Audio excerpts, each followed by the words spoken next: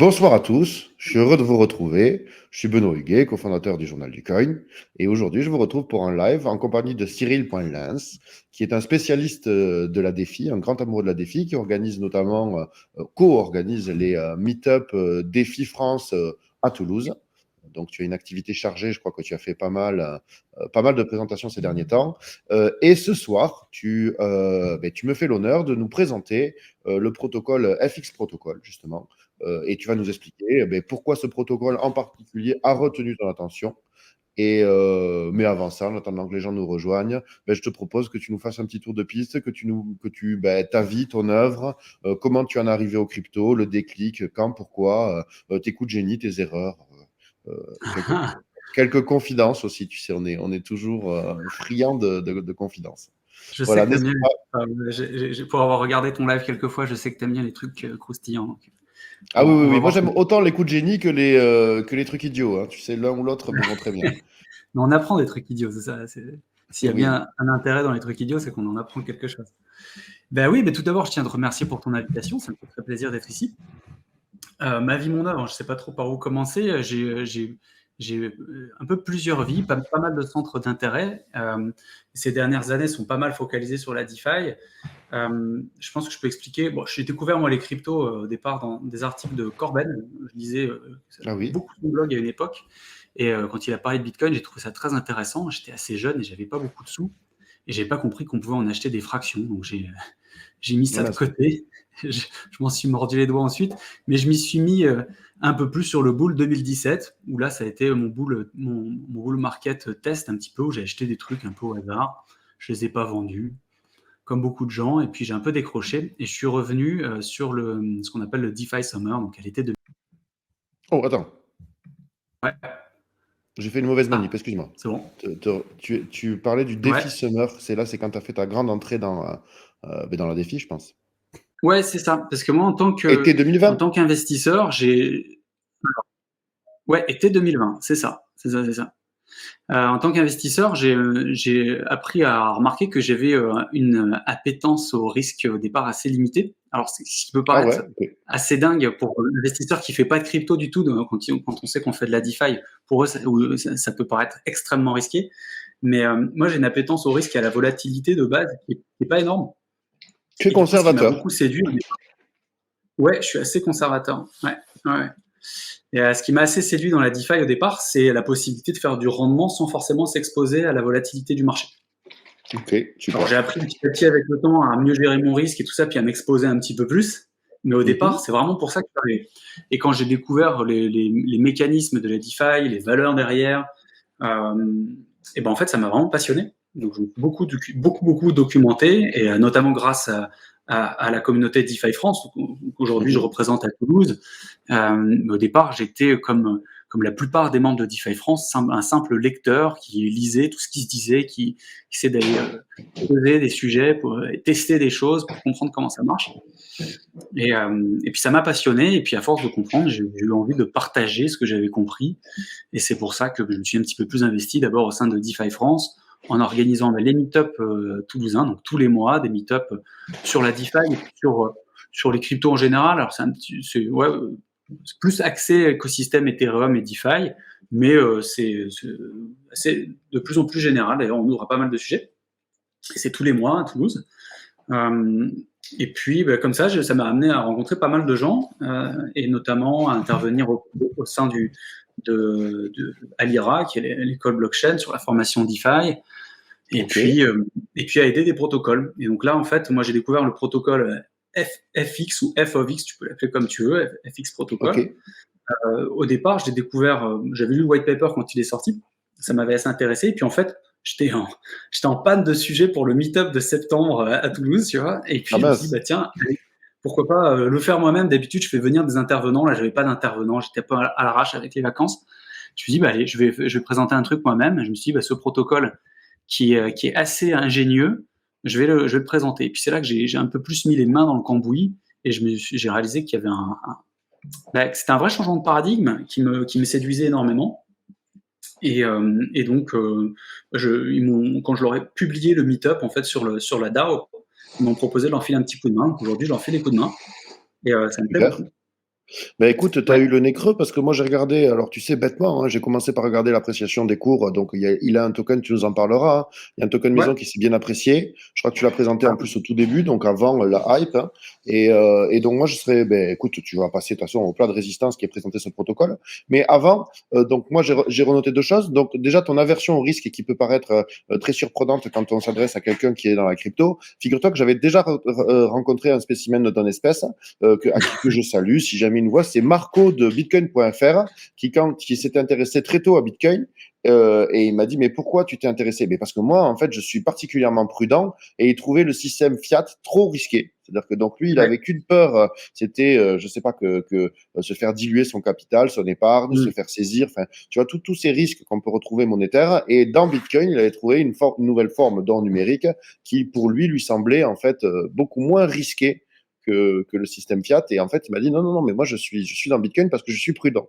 Donc, ce qui peut paraître paradoxal, mais voilà. Et toi, tu es un accumulateur, de ce que j'ai pu comprendre. Tu aimes bien, voilà, accumuler des fractions de crypto et tu vas faire ça en faisant travailler, de ce que je comprends, hein, ton capital dans la finance décentralisée, tout en étant non custodial, ce genre de choses, je suppose.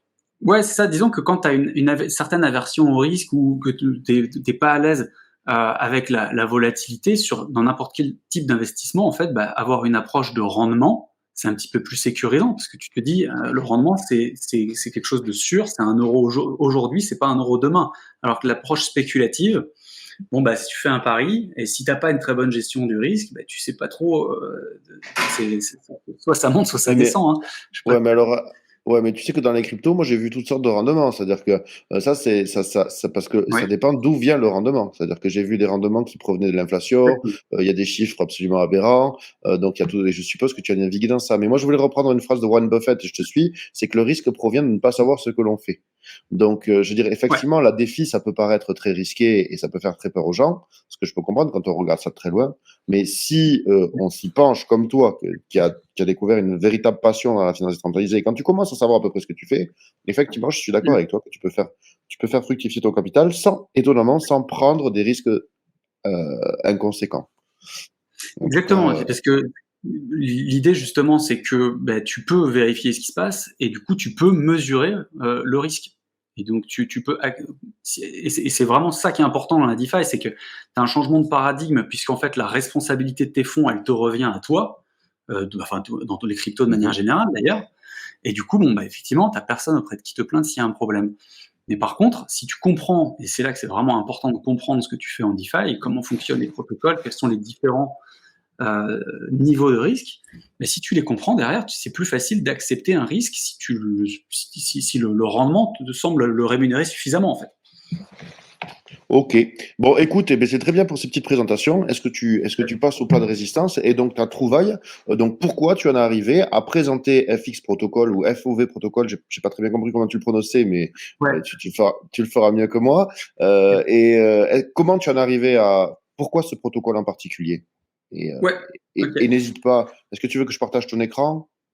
Bah, je te dirais là, peut-être d'abord dans un premier temps expliquer ce que c'est FX ou F of X en fait. Quand je Ok. dis F of X, c'est F de X parce qu'en fait ça s'écrit F entre parenthèses X comme fonction X en maths, hein, grosso modo. Mm, mm, mm. Donc, tu peux l'appeler fx ou f de x ou f of x, tu peux l'appeler comme tu veux. Hop, je te dans le chat. Euh, Peut-être commencer par expliquer globalement ce que c'est. Alors, comme Ben, vas-y. souvent en finance décentralisée, un protocole, tu as plusieurs niveaux de compréhension pour le regarder. Donc, on peut commencer par le niveau le plus basique, en fait. F of x, c'est un protocole qui émet un stablecoin. Un stablecoin est assez particulier, puisque on va plutôt parler d'un actif à faible volatilité qu'un stablecoin, puisqu'en fait, il va pas être indexé sur le dollar ou sur l'euro comme le sont la plupart des stablecoins, mais en fait, il va euh, être stable parce qu'il ne va conserver que 10% de la volatilité d'Ethereum. Mais oui, oui, non, mais c'est En pas mal. fait, Mais moi, tu sais que je le comprends très différemment. Pour moi, c'est un stablecoin qui monte. Donc j'aime bien les stablecoins qui montent. Alors il peut descendre si t'es aussi, hein, bullish, mais exactement. Si tu es bullish sur Ether, effectivement, c'est un stablecoin qui monte, mais il reste quand même relativement très, très, très stable parce que finalement, qu'est-ce qui se passe? C'est quand Ether va prendre 20%, soit dans un sens ou dans l'autre, eh bien, le FETH, donc FETH, petit FETH, ce qui est le stablecoin de FX, mais si Ether va prendre 20%, FETH il va prendre que 2%. Si Ether prend 50%, FETH va prendre que 5%, dans un sens comme dans l'autre. Et en fait, finalement, si tu regardes, ça reste relativement stable. Mais mais j'entends que c'est quand même un changement de paradigme assez important parce que ça implique de se décorréler quelque part un petit peu des monnaies fiduciaires. Et alors, tu me parlais de ton ami tout à l'heure qui trouvait Bitcoin comme justement très peu risqué parce que ça permet un peu d'échapper aux monnaies fiduciaires. Et le problème de Bitcoin, c'est qu'aujourd'hui, c'est pas facile de l'utiliser comme monnaie, notamment parce qu'il n'est pas stable. C'est une très bonne réserve de valeur. Je suis pas en train de critiquer Bitcoin, j'adore Bitcoin pour ce que Bitcoin fait, mais en fait, c'est pas stable. Et du coup, aujourd'hui, tous les stablecoins qui existent sur le marché représentent différents compromis. Soit tu fais le compromis de la confiance, donc tu fais confiance en des sociétés plus ou moins opaques comme Tether ou Circle qui vont émettre l'USDT ou l'USDC. Et l'histoire a démontré que c'était pas toujours OK de faire confiance. Ou soit tu vas avoir des modèles plus décentralisés où du coup tu n'as pas de confiance, mais qui vont avoir des problèmes de scalabilité généralement ou de liquidité on-chain qui font que si tu as des grosses positions, comme ça peut être le cas d'institutions et tout ça, eh bien, il risque d'avoir un price impact important ou de difficulté à trouver suffisamment de stablecoins sur le marché. Et ce qui est très intéressant avec FX, c'est qu'il apporte le protocole apporte un nouveau compromis qui va permettre du coup à la fois une forme de résilience, un stablecoin qui est complètement décentralisé, qui n'est pas corrélé à des monnaies fiduciaires du coup, et qui en plus est très scalable. Très scalable, pourquoi ? Il est très scalable et il est très liquide. Il est très scalable parce qu'en fait, tu vois le modèle des stablecoins décentralisés, la plupart sont ce qu'on appelle des CDP, donc des Collateral Debt Protocol. Le plus célèbre, le plus résilient, d'ailleurs un des stablecoins que je préfère, c'est le LUSD de Liquidity. Voilà. Le problème, c'est que pour créer un LUSD, il faut créer de la dette à titre individuel. Donc, il faut apporter des Ethers en collatéral et puis emprunter ces LUSD. Et du coup, il faut avoir envie de créer de la dette et de holder des Ethers. Tu restes exposé à l'Ether quand tu crées des LUSD. D'accord ? Oui, bien sûr. Et du coup, tu dois maintenir... En fait, c'est coûteux en capital, c'est-à-dire que tu immobilises beaucoup de capital sous forme d'Ether et ça suppose d'être bullish Ether. Oui, ok, ça je comprends. Donc oui, c'est vrai que c'est capital intensif. Ça veut dire qu'à titre individuel, si tu veux créer un USD, il faut que tu sois bullish Ether ou alors que tu aies une stratégie de hedging, mais grosso modo, tu es exposé à Ether et tu vas lever de la dette face à ces Ethers. Or, j'ai compris. Le problème, c'est qu'il y a plus de demandes pour de la stabilité que pour de la dette. Et c'est ce qui fait le problème de scalabilité de ces modèles-là. Alors, dans le modèle de FX Protocol, tu n'as pas de dette individuelle. Toi, en tant qu'utilisateur... Alors, comment tu les crées ? Eh ben, tu vas arriver avec le protocole, il va être collatéralisé, mais non pas au niveau individuel, mais au niveau protocole. C'est-à-dire que toi, en tant qu'utilisateur, donc le protocole, il est entièrement collatéralisé avec des stake ETH, donc STETH. En tant qu'utilisateur, tu arrives avec des stake ETH, tu les donnes au protocole et il va te donner en face tes stablecoins au prix de l'oracle. C'est exactement comme un swap. Et c'est le protocole, lui, qui va gérer le niveau de collatéralisation. Donc toi, à partir du moment où tu mintes des stablecoins sur FX, tu n'es plus exposé à Ether. Tu es exposé aux stablecoins uniquement. Tu les swaps. Et donc, je suppose exactement comme un swap, mais un STETH, ça vaut combien ? Ça vaut le prix d'un ETH, on va dire. Ouais, grosso modo.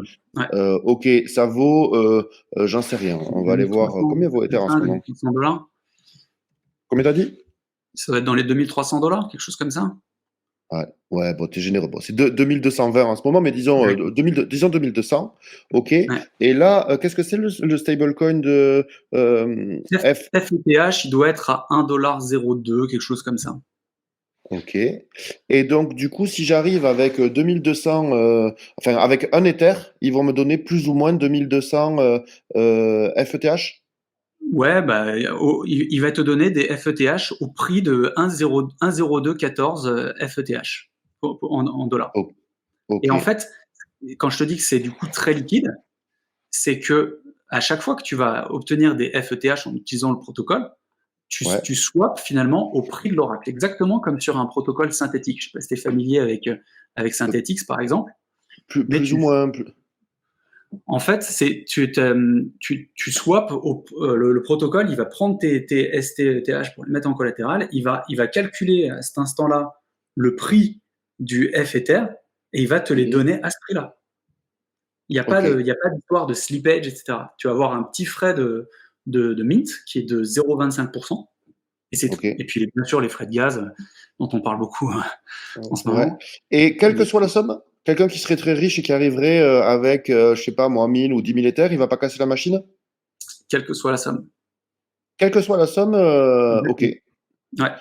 Alors De- là, en ce moment, comme le protocole est en bêta, il y a un cap je crois qu'on est capé à 10 000 Ethers, on doit être à peu près à 6 000.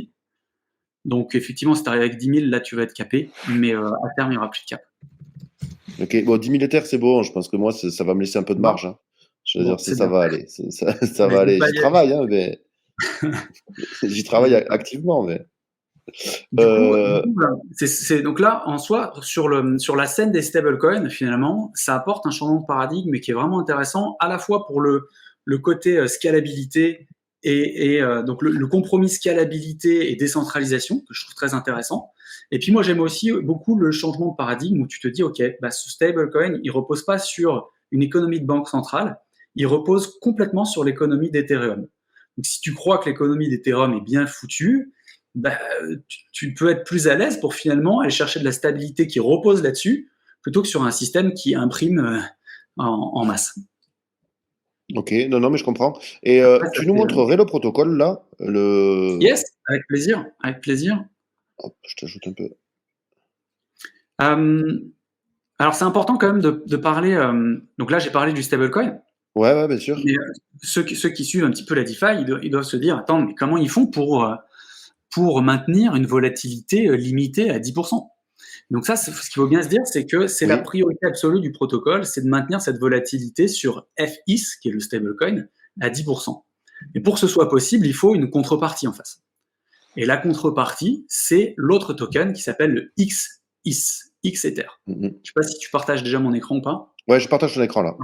Ok, donc c'est ce Est-ce que qu'on les voit gens là. le voient? Je pense que les gens vont le voir. Je pense que ça Oui, va la intéresser souris. les gens, tu sais, parce que nous, la théorie, enfin en tout cas, je parle pour moi, hein, Ouais. mais Toi, tu veux ape. ah ben bien sûr que je veux ape. D'ailleurs, tu sais, ces histoires de stablecoin, en ce moment, je suis plutôt directionnel, Ouais, donc bah j'ai oui, plutôt envie d'avoir du XETH justement que le eh oui, FETH. Mais eh oui. et donc c'est Et pour t'es ça que pas ça seul. m'intéresse. Ouais, t'es pas le seul. Donc, bah, XETH, c'est donc la contrepartie de FETH. Et le principe, en fait, c'est que ce token, il va absorber tout le différentiel de volatilité qui n'est pas dirigé vers FETH. Donc, en Ok. fait, en d'autres termes, XETH, c'est une sorte d'éther multivitaminé, donc avec un levier variable. Le levier, il va varier entre 1x et 4x, grosso modo, que tu Un peux X, c'est pas holder. de levier. Comment? Un X, c'est pas de levier. Non, un X, effectivement, c'est pas de levier, mais ça peut descendre jusque-là. Et ça va Ok. jusqu'à 4X. Et tu vois, là, aujourd'hui, sur l'interface, le levier, il est à peu près à 2, Deux. Ouais. 1,97. Tu vois? Ouais. Et donc, en fait, bah, le XEther, c'est un token que tu peux holder. Tu vas le minter sur le protocole. Tu as pas de funding fee, tu as pas de margin call, tu peux pas être individuellement liquidé. Donc en fait, c'est un token avec levier que tu peux holder tranquillement.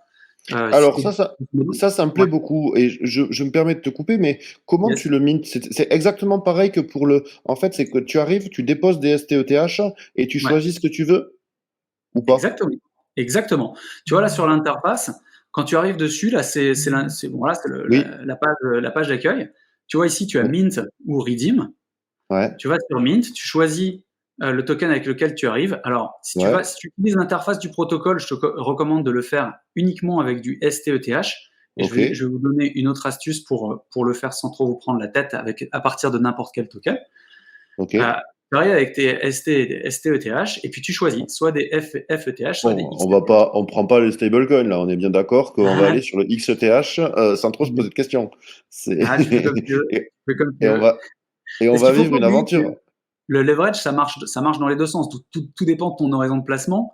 Mais tu vois, Bon, typiquement, à très court terme, je ne sais pas si je prendrais tout de suite de l'XETH à horizon quelques jours. Par contre, à horizon quelques mois, ouais, clairement, moi, je suis ouais. plutôt à l'aise avec l'idée d'accumuler du XETH parce qu'il y a très peu de risques de liquidation. Et alors, Euh, c'était ça, et, moi, qui m'intéressait, parce que tu sais ouais, que je prends rarement du levier, parce qu'il y a d'autres protocoles qui te permettent de faire du levier. Par exemple, tu peux très bien aller sur AAV, déposer des STETH, ouais, emprunter euh, du, du, du stablecoin, le swapper en STETH et faire une boucle. Bon, c'est ce que propose, par exemple, comment il s'appelle, plein Instagram, d'interfaces, DeFi ouais. Saver ou Instadap Lite, par exemple. Ouais, ouais, exactement. Exactement. Mais là, du coup, bah, quand tu fais ça, effectivement, alors, soit tu utilises des trucs qui l'automatisent et très bien, Comme euh, Instadap soit, Lite. soit tu fais ta boucle toi-même, mais quoi qu'il en soit, Oui. ça va te demander de monitorer ce levier. Et Et si c'est pour ça que jamais, je le fais jamais. et voilà, si tu as un dump, si déjà tu mets trop de levier et si t'as pas suffisamment de collatéral ou si tu as un mouvement de marché assez soudain, tu peux te retrouver à avoir une position de ton collatéral qui va se retrouver liquidée et du coup bah, devoir encaisser une perte quoi. Alors que là, avec X6, alors attention, le levier ça marche dans les deux sens, hein, de la même manière. Donc si jamais tu te retrouves obligé de vendre après un mouvement soudain de marché à la baisse et que le levier était important sur ce mouvement à la baisse, bah, tu peux te retrouver à devoir encaisser une perte si tu as besoin de vendre à ce moment-là. Par contre, si sur ton horizon de placement, bah, le marché s'est apprécié, même s'il y a eu des petites baisses entre temps, tu n'as pas de risque de te faire liquider. Euh, le, le, Alors ça c'est très étonnant, tu vois ce que je veux dire, moi ça me vraiment cette absence de liquidation en fait me perturbe, hein. ouais. Donc il y a des questions des auditeurs que je te fais remonter, quid des audits? Allez, Parce que en fait c'est vrai que chaque fois que tu as un nouveau protocole, le protocole que tu présentes en fait il est séduisant parce que effectivement le fait de déposer des Ethers pour emprunter à un ratio de 1,5 on va dire, tu mets 150%, tu empruntes 100%, c'est vrai que ouais, c'est pas scalable. Moi je suis d'accord avec toi, c'est-à-dire que c'est résistant à la cassure, je suis fan de l'equity, tu vois, mais c'est pas scalable. Et ça, c'est un gros problème. Donc ça, ce que ouais, tu présentes, c'est très séduisant. C'est-à-dire que quelqu'un arrive avec 10 000 Ethers, il mint 10 000 FETH, donc le stablecoin qui monte de FX Protocol, tu vois, et ça paraît, et pareil, tu vois, le côté, bon, moi, évidemment, le stablecoin, on va tout de suite l'oublier, on va passer aux choses sérieuses, on va prendre le XETH, tu mais vois, je vais qui t'en va nous parler quand faire, même du stablecoin parce qu'il y a des trucs assez cool dessus, mais ouais, mais bon, voilà. Après, c'est chacun, tu vois. Bon, mais ça, c'est chacun sa chapelle. Mais ouais, donc, c'est cool. En fait, tu présentes ça. Mais moi, des propositions de valeur alléchantes dans les cryptos, j'en ai vu plein. Et j'ai vu presque autant de drames en suivant. Tu vois, eh oui, donc, mais là, il y a Ramza qui pose très justement quid des audits, sachant que les audits, souvent, ce sont des protocoles audités qui se font hacker. Donc, ouais, c'est pas parce que ça a été bien audité que ça sera pas hacké, mais quand même, je suis d'accord avec lui. Ça fait toujours. Disons que je préfère me faire ah, hacker parce que quand il y a eu un audit, tu vois, je me sens un peu moins coupable. Et, ouais. euh, et voilà. Et ensuite, il y a un esprit évidemment facétieux qui te demande, tu vois, si tout le monde soit d'un coup dans un sens ou dans l'autre, est-ce que ça casse la machine? Mais d'abord, je te laisse répondre à la question des audits. Des très bonnes questions. Ce sont des très bonnes questions. Effectivement, l'audit, c'est vraiment, c'est bon. Et puis, comme tu l'as dit, ça ne garantit rien, mais c'est quand même plutôt rassurant. Et FX Protocol, c'est un protocole qui a été créé par Aladdin DAO.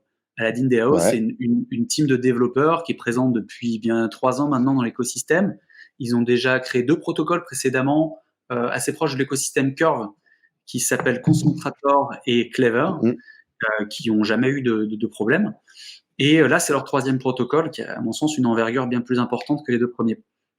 Ils ne publient rien, ils ne publient pas de smart contract avant d'avoir reçu des audits de. Alors, eux travaillent avec SegBit.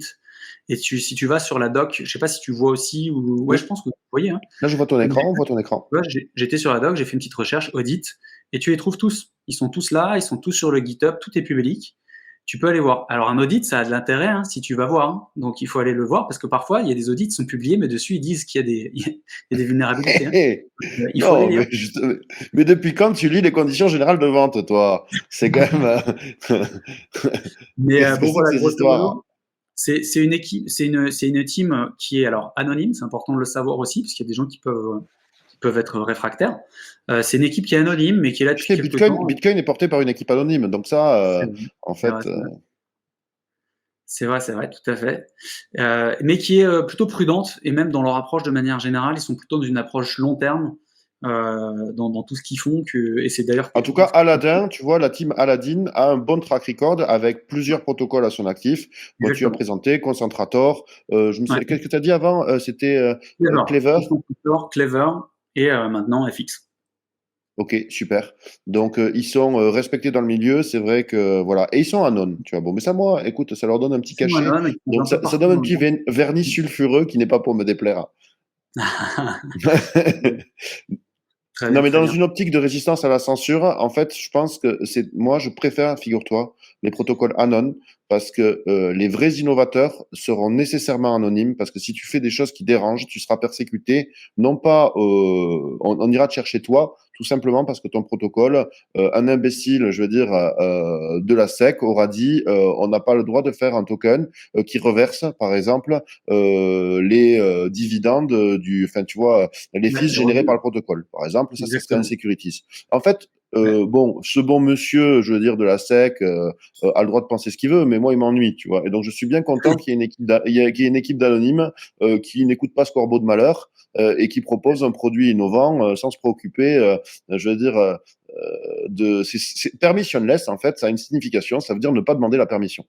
C'est tu ne demandes pas C'est la ça, permission à qui que ce exactement. soit pour créer un nouveau protocole et tu fais en sorte que la garantie ne soit pas celle des États et notamment du droit, mais celle du code. Alors évidemment, bon, ça a des contreparties. Hein, le risque, tu troques un risque juridique pour un risque technique. Mais ça, tu vois, les vrais innovateurs, en fait, malheureusement, je pense que ne peuvent le faire décemment. C'est-à-dire que les plus beaux protocoles seront certainement anonymes. Moi, ça ne me choque pas. Mais évidemment, le risque, c'est que les plus beaux scams aussi. Donc, C'est bon. ça. C'est ça, c'est ça. Donc effectivement, ça apporte de la résilience au protocole, surtout quand tu décides d'adresser un marché qui risque fortement d'être régulé, à savoir celui des stablecoins. Et ben là, du coup, c'est soit tu fais le choix de l'immuabilité, comme l'a fait Liquidity, soit tu fais le choix de l'anonymat comme le fait Aladdin, soit tu fais le choix de concilier avec le De la régulateur, censure. ce qui est très respectable, mais tu prends le risque effectivement de la censure. Donc bon voilà, Mon choix est fait. voilà, il y a chacun fait son choix. Eux, ils ont fait le choix de l'anonymat. Et en tout Moi, je cas, soutiens. voilà, ils sont là depuis 3 ans. Ils ont passé un bull. S'ils avaient voulu rug pull, ils auraient pu le faire pendant le dernier bull market. Ils l'ont pas fait. Ils Voilà. attendent que ça grossisse, ça vaut pas le coup, là. C'est encore trop petit. Peut-être. Enfin, ouais, les autres protocoles ont quand même pas mal fonctionné. Hein. Donc, Ouais. non, moi, je suis assez, voilà, je suis assez serein. Ils sont plutôt transparents dans leur approche. Voilà. Non, non, non, mais Après, attends, il y a des une prise de personnages. risque, chacun est libre de faire ce qu'il veut avec son Ouais, argent. Il faut bien comprendre exactement. que c'est un protocole récent, qui est nouveau, donc forcément, tu as des risques techniques, hein, de hack. Effectivement, tu as un risque de contrepartie, l'équipe, mais alors ça, justement, je pense que tu peux le pondérer par des règles des règles de code, en fait. Hein. C'est-à-dire que si Mm. tu mets pas de fonctions qui te permettent de rug pull, enfin, ce genre de choses. Alors moi, Ouais. je suis pas en capacité de l'auditer personnellement, mais je suppose Non, c'est que là que la lecture des audits peut aussi clarifier les choses. Mm. en tout Donc cas, voilà, c'est les cool. audits, Merci pour le track record de l'équipe. Merci pour les avec audits. plaisir. Les audits sont Et publiés, il y a tout sur le GitHub, il y a tout dans la doc, et puis la core team est très très réactive sur le Discord également, pour ceux qui ont des questions. Et alors l'autre question, c'était, ok, qu'est-ce qui se voilà. passe si jamais tu fais des gros mouvements, etc. Ben, c'est une très bonne question, et en fait, le protocole, comme je disais, il va être collatéralisé, hein, les deux tokens sont collatéralisés, mais au niveau du protocole. Et pour que ça fonctionne, tu comprends bien que pour que F Ether reste stable, il faut qu'il y ait Mhm. suffisamment de X Ether sur le marché pour absorber le différentiel de volatilité. Ça va, ça? Ben, enfin, je t'ai entendu le dire, et donc, mais pour moi, tu vois, c'est un petit peu comme un axiome que je gobe comme le corps du Christ. Tu vois? D'accord. C'est, tu Bah, me ok. viens de me donner une hostie, là. Donc, je te remercie pour Je, cette hostie. j'ai des slides, si tu veux, qui peuvent faire un peu de vin pour t'aider à avaler le Ah ben, style. faire Après, passer le corps du Christ, s'il te plaît.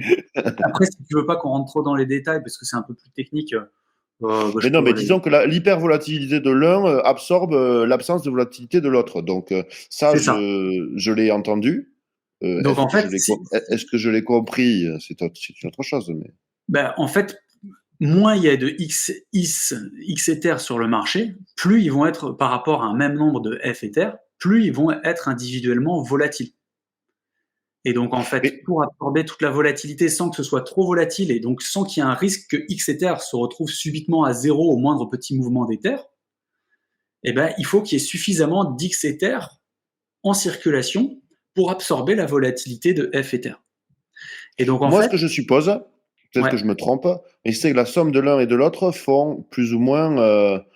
remarque, c'est pas évident, mais... combien, par exemple, j'ai compris comment, quand tu déposes des STETH, combien tu peux minter de XETH? Tu vas minter, ça dépend du montant de STETH que tu mets, mais tu vas en minter au prix du marché. J'en mets un. Qu'est-ce que dit le marché en ce moment? Il te dit que 1 XETH, ça vaut 1,2313 $. Tu vois? Et donc, il va te les minter à ce prix-là. Ok. Et donc, en fait, le protocole, il doit toujours maintenir un niveau de collatéral suffisant. Et tu vois, ici, là, c'est le niveau de collatéralisation actuel du protocole, à 190%. Et si jamais il arrive en dessous de 100%, ça veut dire qu'il n'est pas assez collatéralisé et donc il y a un risque. Et donc, pour ça, c'est la catastrophe. C'est la cata, exactement. Là, c'est la death spiral. Exactement. Et c'est ce qu'on ne veut surtout pas voir arriver. Et donc, à partir de, si jamais il se retrouve à un moment à 130%, il va y avoir différents mécanismes de stabilisation qui vont se mettre en place. Mais le levier va exploser. Le levier va exploser. Exactement, en fait. Plus le niveau de collatéralisation est faible, plus le levier est important. Et dans la plupart des cas, voilà. Dans la plupart des cas, au moment où le levier est important, ou le moment où le niveau de collatéralisation est faible, c'est bien souvent dans un dip de marché. Et du coup, c'est à ce moment-là que le levier est important. Du coup, c'est là qu'il y a des mecs comme toi qui disent oui, formidable, je vais choper du levier sur Ether. Et donc, là, à ce moment-là, qu'est-ce que tu fais? Tu vas minter des X6 et tu vas, de cette manière, recollatéraliser le protocole, rééquilibrer le protocole. Putain, mais mais j'ai même plus à me poser des questions. C'est-à-dire que tu me dis quand est-ce que je dois prendre un levier sur Ether? Je regarde ce FX protocole de malheur. Tu vois, je vois que le levier est pas loin de 4. Là, c'est le moment de charger la mule. Potentiellement. Après, si jamais le marché, en fait, ils ont backtesté avec tout l'historique d'Ether, si tu veux, et si jamais le protocole se retrouve sous-collatéralisé, il y a un risque, compte tenu de l'historique, de la volatilité historique d'Ether, il y a un risque de 0,1%. Oh. Celui-là, tu sais qu'on l'aime.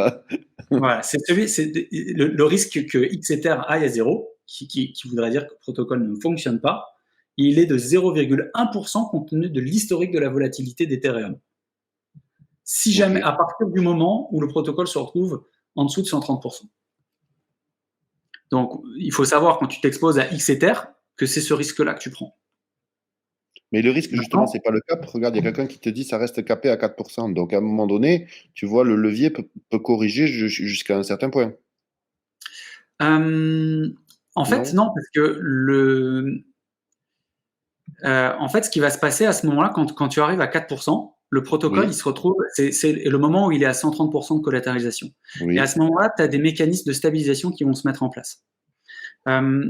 Ce que je te propose, c'est peut-être quand même de montrer les slides pour que ce soit clair, cette histoire de pourquoi il faut suffisamment de XEther pour protéger FEther. Qu'est-ce que tu en penses? Vas-y.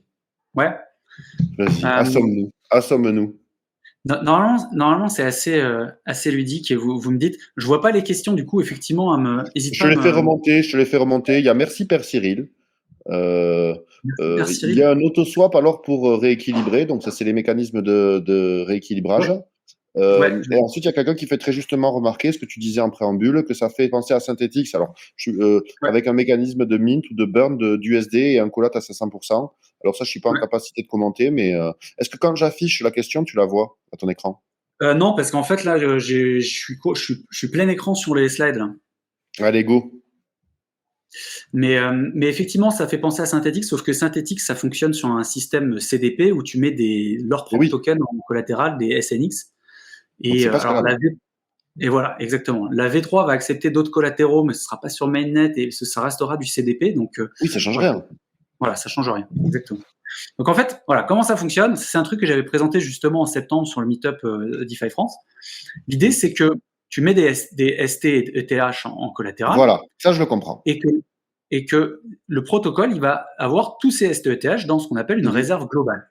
C'est pour ça qu'on appelle un reserve-backed stablecoin, c'est que c'est au niveau protocolaire que ça se passe. Et en face, tu vas avoir une supply de FETH et une supply de XETH. La valeur totale des XETH plus la valeur totale des FETH est tout le temps égale à la valeur totale de la réserve. OK. Donc ça, à tout moment. Ça, c'est la constante, si tu veux, du protocole. Supposément. Non, enfin, si c'est plus le cas, on a un problème. Mais il y a les 0,1% là. Ouais, exactement. Mais c'est comme ça qu'il fonctionne. Et il va toujours prioriser le fait de garder une volatilité de 10% sur FETH. Donc maintenant, avec un petit exemple, on va comprendre pourquoi on a besoin de XETH. Imaginons une situation où dans le protocole, tu as $200 de réserve globale de STETH. Et sur le marché, tu as $100 de FETH et $100 de XETH. Imaginons que Ether prenne 10%. Donc là, normalement, si vous avez bien suivi, vu que la valeur totale, elle est toujours, c'est cette constante, elle ne bouge pas. Comme je te disais, voilà, le système il priorise une volatilité de 10%. Donc, ta réserve globale, Ether a pris 10%. Donc, la réserve globale, la valeur, elle passe à $220. De toute façon, moi, je raisonne par rapport à la réserve globale. Hein. Ouais, et ensuite, exactement. Je regarde comment c'est réparti. Voilà, priorité, Ether prend 10%. Donc, ta réserve globale, elle passe à 220. La priorité du protocole, c'est de maintenir la volatilité de FETH à 10% de celle de TH. Donc, quand Ether prend 10%, FETH prend 1%. Et donc, à ce moment-là, la valeur des FETH en circulation est de $101. Et les autres, 119. Et du coup, tu fais le différentiel pour calculer la valeur des XETH sur le marché. Et tu as donc 119. Et ce qui est sympa, c'est qu'il a pris 19%, l'autre. Donc, presque x2, quoi. Exactement. Et tu comprends comment, à ce moment-là, XETH se retrouve à avoir un levier de quasiment x2 dans cette situation. C'est génial, hein, et c'est pas très compliqué. Ben non, c'est pas très compliqué à expliquer comme ça. C'est vrai que juste avec des phrases, c'est un peu intangible. Là, c'est tout de suite plus facile. Bon, ça, c'est juste la même chose. Pour ça, bien sûr. Ça, c'est important. Exactement la même chose dans l'autre sens. Donc, je passe assez vite, mais c'est exactement la même logique. Ether, on part de la même situation de départ. Ether perd 10%. La réserve globale passe donc à $180. FETH descend de 1%. Et du coup, XETH a perdu 19%. Et du coup, voilà, c'est là que je disais ce que je disais tout à l'heure. Il faut qu'il y ait toujours suffisamment de XETH pour absorber la volatilité d'Ether. Qu'est-ce qui se passe si tu n'as pas assez d'XETH? À ce moment-là, la volatilité d'Ether n'est plus capée à 10%, et donc de FETH n'est plus capée à 10%. Donc, pour les holders du stable, le pire risque qu'ils prennent, c'est de se retrouver à nouveau exposés à la volatilité d'Ethereum. Par contre, ceux qui sont exposés à XETH, le risque qu'ils prennent, c'est si effectivement il y a une death spiral avec Ether qui mange, j'en sais pas, un moins 90%. Allez, allons-y. Là, effectivement, tu peux avoir XETH qui se retrouve à 0 et qui ne remonte jamais. Et là, c'est comme si tu te retrouvais liquidé. Mais finalement, c'est un. Et tu te retrouverais avec quoi? Et tu te retrouverais avec toute la réserve transformée en XETH qui aurait pris moins 90% au lieu de moins 45%. Non, en fait, En fait, à ce moment-là, tu te retrouverais avec ta réserve. Ta réserve globale, elle vaut la valeur de. Attention, elle a été divisée par 90%, donc elle vaut 10. Voilà. Donc, elle a perdu 90%. Tes FETH valent exactement ce que vaut la réserve globale. Et donc, tes FETH, tu te retrouves exposé à Ether. Et tes XETH valent 0. Ok. Ça, c'est vraiment le scénario catastrophe. Ouais. Mais par rapport à gérer en fait, après, c'est chacun gère son risque personnellement, mais moi, à titre personnel, par rapport à gérer une position de dette personnelle où potentiellement je peux me faire liquider une partie de mon collatéral sur un mouvement de 5 ou 10% parce que je suis trop. Enfin, tu as bien compris que moi, je fais pas ça, mais parce que j'ai trop de levier, par exemple. Là, statistiquement, pour que ça arrive, c'est potentiellement beaucoup plus rare, enfin, très peu probable. S'il n'y a pas assez d'XETH, à ce moment-là, moins il y a d'XETH, plus le levier d'XETH augmente. Et donc là, j'ai une petite illustration où Ouais, on vas-y. imagine une répartition différente. Tu vois, tout à Oui, l'heure, il y avait autant oui, oui. en valeur C'est le d'XETH marché. que de Attends, FETH. d'ailleurs, je te coupe, mais Ouais, bon, la réserve globale, elle est facile à comprendre. Par contre, sa ouais, répartition à droite, là, le FETH et le XETH, c'est le marché qui ouais, décide. C'est les gens. exactement, Ok, alors exact. ben, j'ai une première question. En pratique, là, en ce moment, est-ce qu'on connaît la répartition? Ouais, ouais, ouais, C'est le carrément. levier qui nous la donne? Ouais, c'est ça. Bah, à peu près, c'est à peu près moite-moite en ce moment parce que C'est tu vois, on a un quasiment levier moitié. de 2. En fait, quand on est à 1,9 ou Ouais. quand on est à un levier 2, on est bien balancé. Ouais, c'est ça. Bah, tu vois, dans mon exemple de tout à l'heure, on arrivait à 1,9 de levier sur X6 quand on était à moitié-moitié. Et là, je t'ai dit, bah, Et on est à peu c'est près à 1,9. Donc, on est à peu près moitié-moitié. bon, mais ça, c'est remarquable. Et ce qui est pas surprenant parce qu'effectivement, le marché est quand même plutôt bullish. Et donc, en fait, les gens s'exposent assez facilement à XEther. Et ce qui est rigolo, c'est que Aladdin, ils ont créé ça, ils ont créé ce protocole au départ plutôt avec l'approche stablecoin. Et l'approche le token avec levier, c'est une résultante de l'idée du stablecoin. Parce que eux, en fait, étaient très exposés à USDC quand il y a eu le crash de la Silicon Valley Bank. Et quand ils ont vu leur USDC se retrouver à 0,86 centimes de mémoire, Ils n'ont pas aimé. c'est plus possible ça. C'est pas en phase avec leur valeur en tant que DAO. Et puis ils refusent de faire de la DeFi pour se retrouver exposés à des banques de merde. Donc ils se sont dit il faut qu'on trouve une solution. Et les stablecoins existants avaient tous ces compromis sur la scalabilité notamment qui leur convenaient pas. Et donc c'est comme ça qu'ils sont arrivés avec ce modèle qui est très Mais très donc, innovant. attends, mais moi je reviens sur sur ton FX protocole. Pour moi, là, à l'heure actuelle, en fait, là, c'est très bien balancé. C'est moitié stable, moitié XETH. Ok. Maintenant, Ouais, si on est arrivé, tu vois, dans les cas limites, celui que tu montres, en fait, c'est ouais, quand est-ce que ça devient dangereux d'utiliser, tu vois, parce que là, le marché, il est bullish. Par ouais, exemple, les gens pourraient se mettre à minter comme des débiles XETH. ouais, ouais, D'ailleurs, il ouais, y a tout à quelqu'un qui pose très justement qui sont ces gens euh, c'est qui le public qui souhaite s'exposer à FETH, tu vois. bah moi, par exemple, mais Ah, je vais tu nous t'expliquer. expliqueras pourquoi après. Je vais t'expliquer pourquoi. Ouais, ouais. Mais il y en a plein. Il y a déjà des gens. Déjà, moi aujourd'hui, je suis pas 100% exposé au marché, donc j'ai Oh, une. voyons, Cyril. Mais je t'ai commencé par te dire que j'avais une certaine aversion à la volatilité, et donc je suis pas 100% exposé au marché, et j'ai une partie de mon allocation en stablecoin qui est sur FETH. Parce que déjà, il y a le rendement que je trouve bien et que ça représente un compromis de scalabilité, décentralisation qui me convient. Ok, oui, Euh, oui, bien sûr, bien sûr. dans Moi, une je suis pour la stratégie liberté, hein.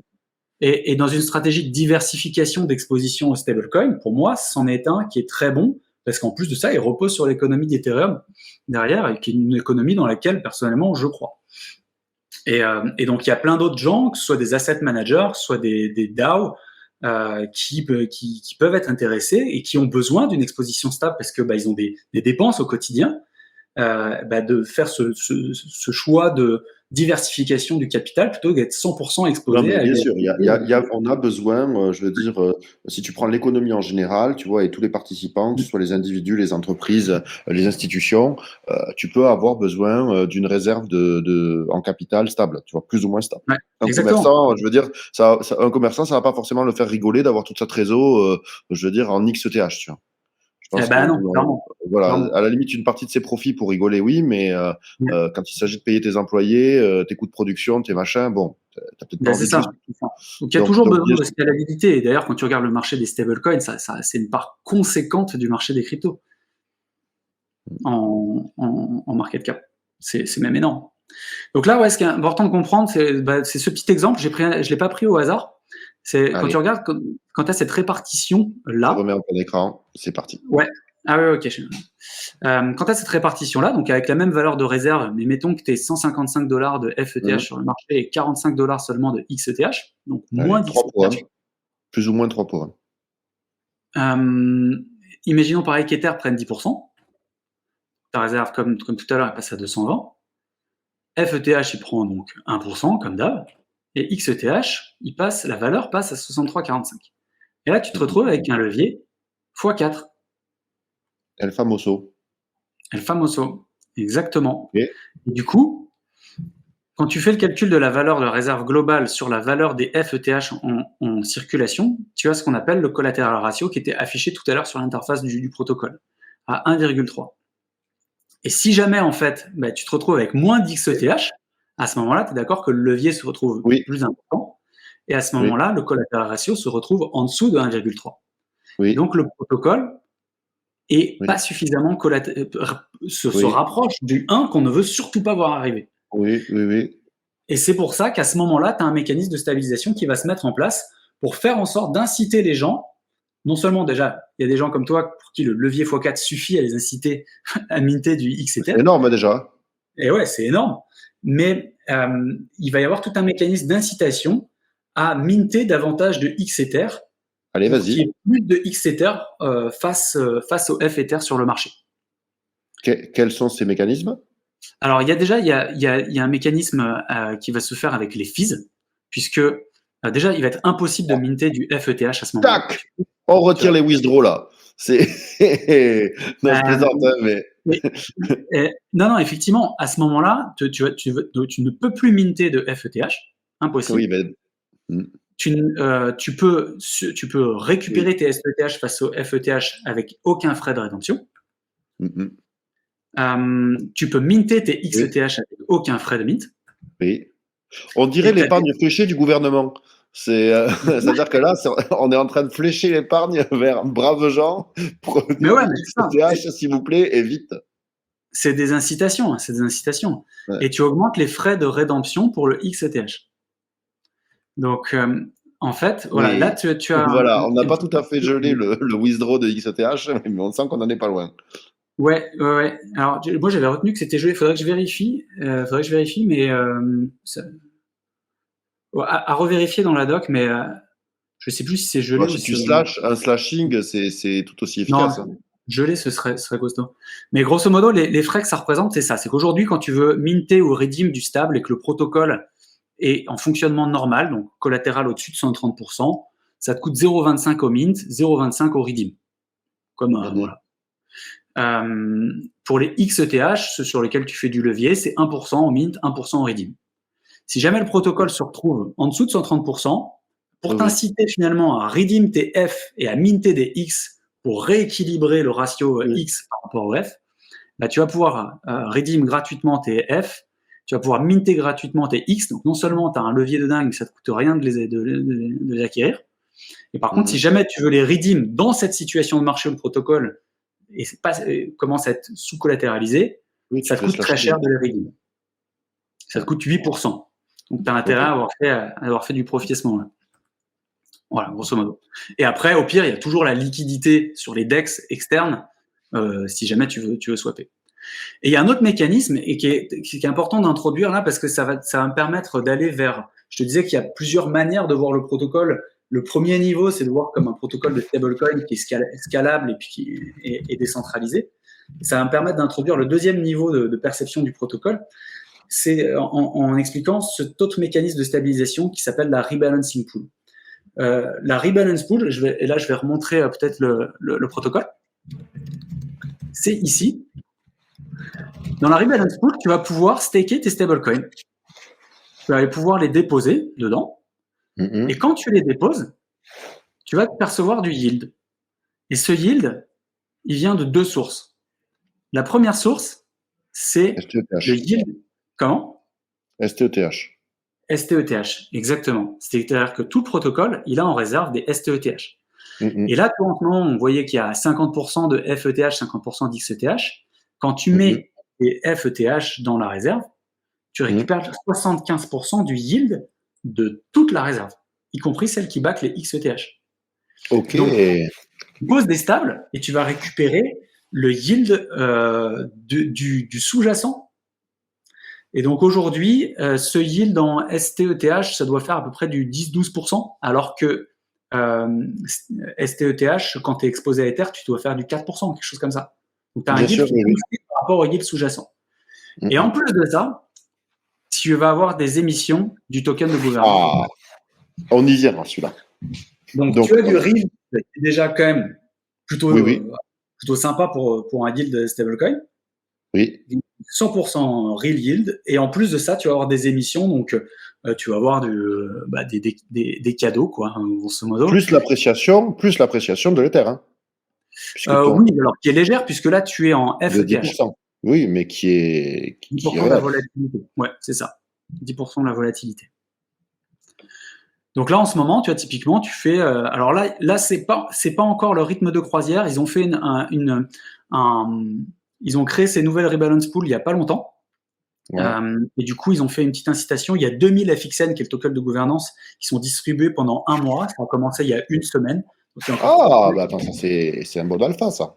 Ouais, tout à fait. Il y a encore 3 semaines de distribution. Et donc là, ça représente à peu près ce rendement-là.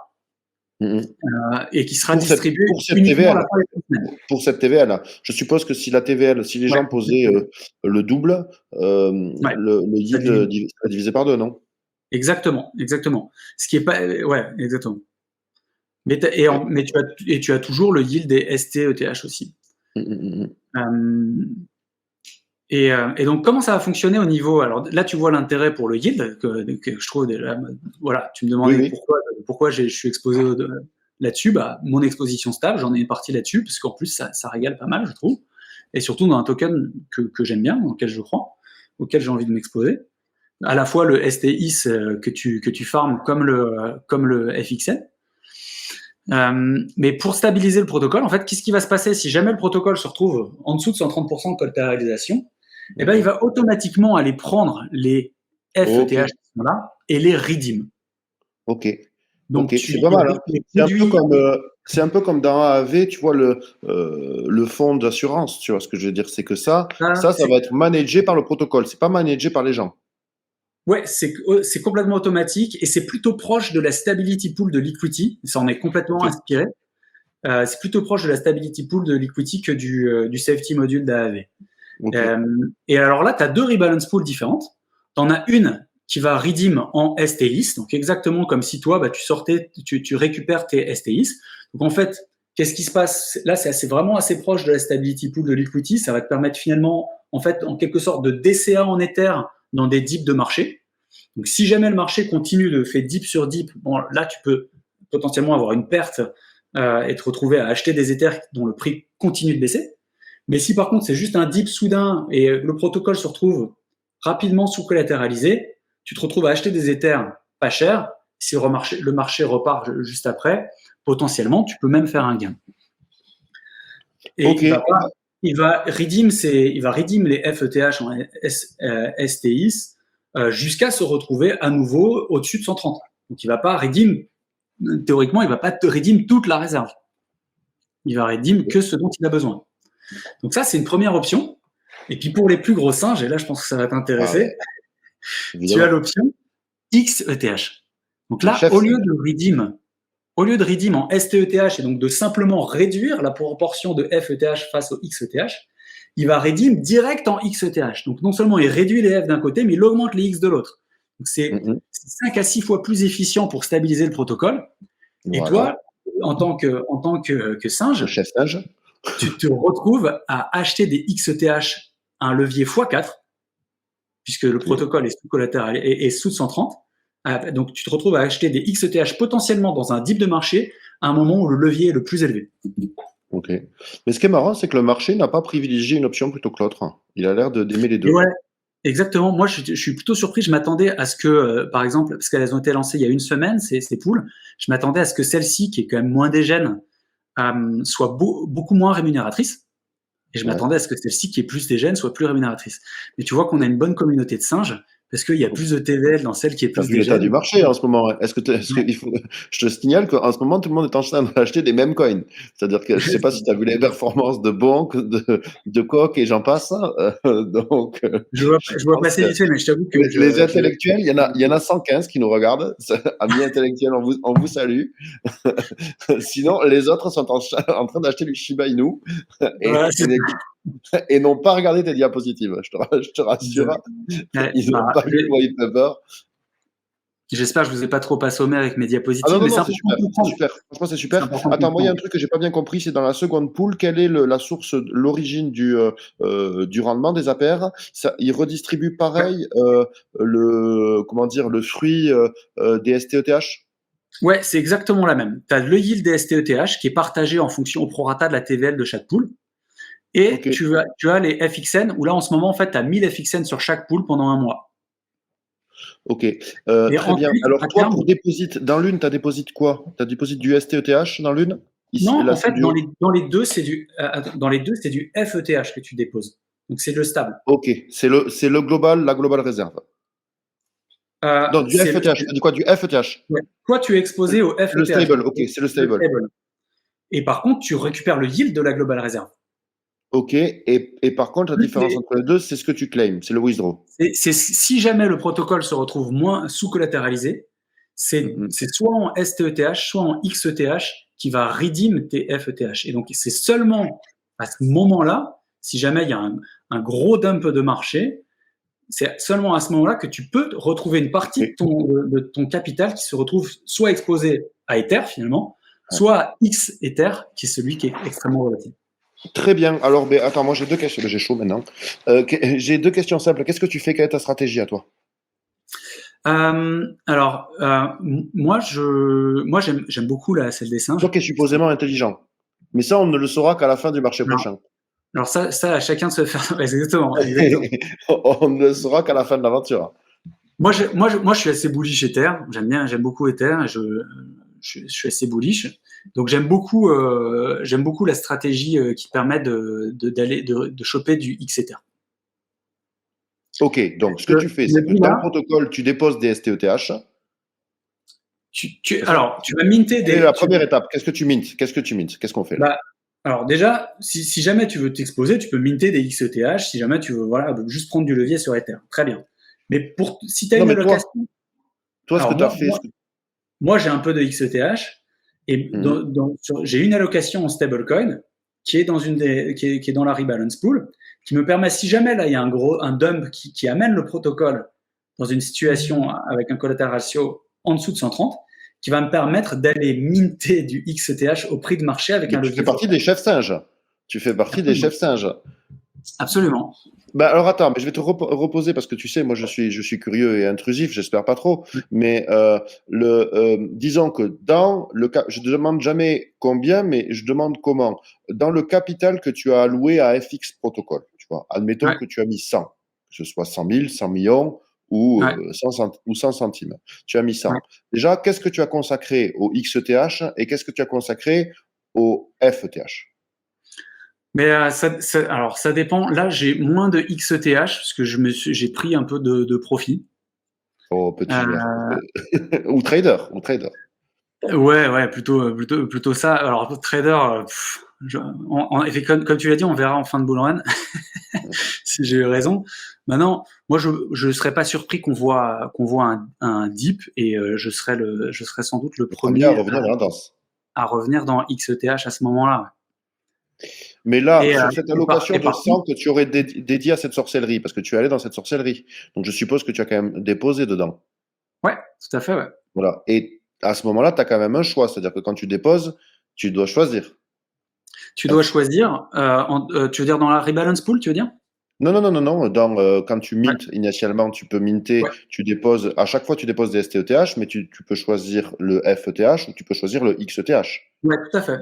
Tout à fait. Toi, tu as fait Et quoi? d'ailleurs, il y a un truc aussi, c'est que t'es pas obligé d'arriver avec des STETH. Tu peux arriver, si par exemple, toi, t'as des stablecoins et tu veux plus être exposé à USDC, mais tu préfères être exposé à FETH, tu peux très bien swapper avec des USDC. Oui, oui, Et à oui, ce oui, ok. moment-là, le mieux, c'est de passer directement par DeFi Lama Swap, puisque un Mmh. de mes premiers jobs, enfin, une de mes premières tâches que j'ai accompli là pour le protocole, ça a été de faire router le protocole comme un DEX auprès de différents agrégateurs.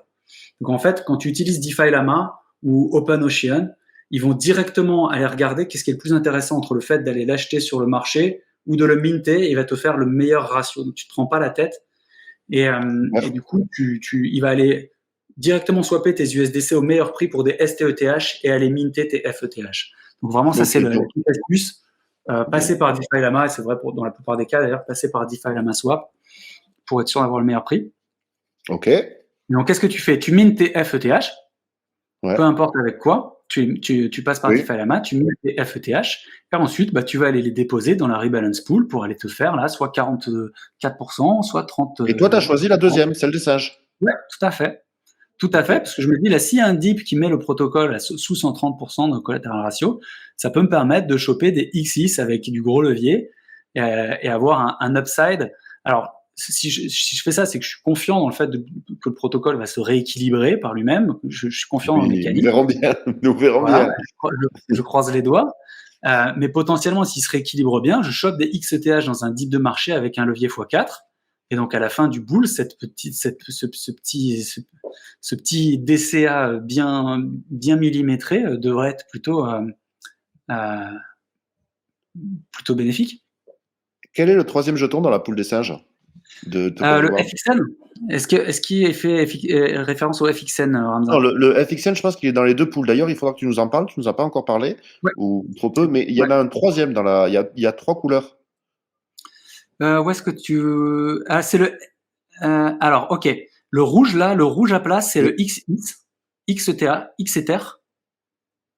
Attends, je vais passer dessus pour montrer. Ici, celui-là, tu vois ma souris ou pas? Ouais, oui. Ça, c'est le XEther. Ça, c'est le ST Ether. Ça, c'est le FXN. Oui. Et tu vois, sur l'autre... Pourquoi on gagne des XETH? C'est si jamais il y a une rédemption. Si jamais le protocole se retrouve sous-collatéralisé, tu as une partie de tes assets qui vont être swappés automatiquement pour des XETH et tu vas te retrouver à avoir accumulé des XETH à ce moment-là. Mais c'est pas vraiment comme si tu les avais gagnés, hein. Tu les as swappés en fait. Hein. La Rebalance Pool les a swappés pour toi pour équilibrer le protocole. Ok. Et parle-nous de ce token démoniaque, donc le FXN. À quoi sert-il sinon, je veux dire, comment dire, susciter l'avidité? Ouais. Eh ben alors, c'est un token de gouvernance, hein, voilà, blabla. C'est un VE modèle, donc similaire à celui de Curve. Ils aiment beaucoup. À la DINDAO, c'est des gros fans de Curve, donc il y a beaucoup d'inspiration Curve convexe. C'est un VE modèle que tu peux bloquer pendant 4 ans, et donc il existe aussi des liquid lockers, notamment sur Convex et StakeDAO. Attention, comme toujours avec les liquid lockers, à vérifier la liquidité. Celui de Convex est beaucoup plus liquide. Ok. Celui de Convex est beaucoup plus liquide. Donc, il faut juste faire très attention. Et donc, tu vas pouvoir le bloquer, ça va te permettre de voter sur la gouvernance, mais notamment, là, pour l'instant, c'est une phase de test un petit peu avec des émissions de FXN pendant 1 mois, mais ensuite, il va y avoir des gauges sur les rebalance pools, exactement comme sur Curve. Et tu vas pouvoir allouer, il y a 49% de la supply de mémoire à vérifier, mais il me semble que c'est 49% de la supply d'FXN qui va être émise pendant 50 ans. Ok. Sur les rebalance pools. Et donc, avec tes VEFXN, tu vas pouvoir dire sur quel rebalance pool tu veux que ça aille. Alors aujourd'hui, et là je vais dropper un peu d'alpha, mais aujourd'hui tu vois qu'il n'y a que 2 rebalance pools. Oui. Mais en même temps, il n'y a que un LSD en collatéral. Oui. Demain, il y en aura sans doute d'autres. Oui. Et surtout là, il y a un vote de gouvernance qui vient de passer pour lancer le FXUSD.